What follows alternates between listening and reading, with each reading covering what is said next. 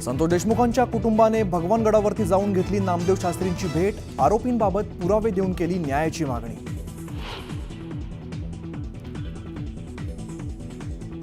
भगवानगड नेहमी देशमुख कुटुंबियांच्या पाठीशी। देशमुख कुटुंबियांच्या भेटीनंतर महंत नामदेव शास्त्रींचं विधान।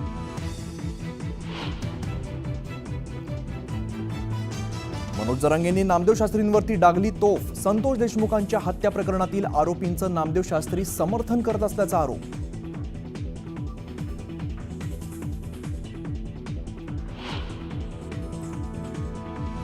मुख्यमंत्रीपद न मिळाल्याने शिंदे मनाने कोलमडलेत। सामनाच्या रोखोकमधून गौप्यस्फोट, तर शिवसेनेच्या नेत्यांचे फोन टॅप होत असल्याचाही दावा।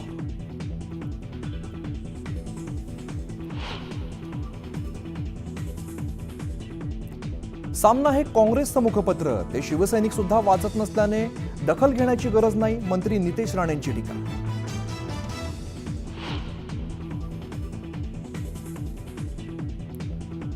नांदेडच्या हदगावमध्ये श्रीकृष्ण मंदिरात कलशरोहण सोहळा संपन्न। मुख्यमंत्री देवेंद्र फडणवीसांची उपस्थिती। फडणवीसांच्या हस्ते मंदिरात विधिवत पूजा।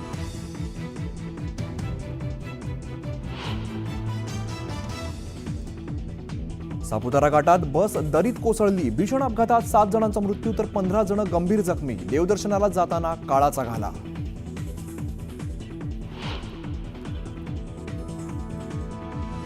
महाराष्ट्र केसरी कुस्ती स्पर्धेचा आज अंतिम सामना। महाराष्ट्र केसरीची गदा कोण पटकावणार याकडे महाराष्ट्राचं लक्ष।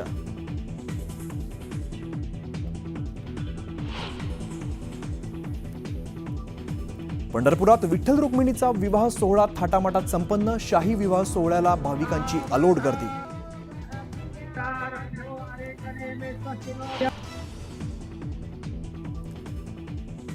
एकोणीस वर्षांखालील 2020 विश्वचषकात भारताच्या लेकींची बाजी।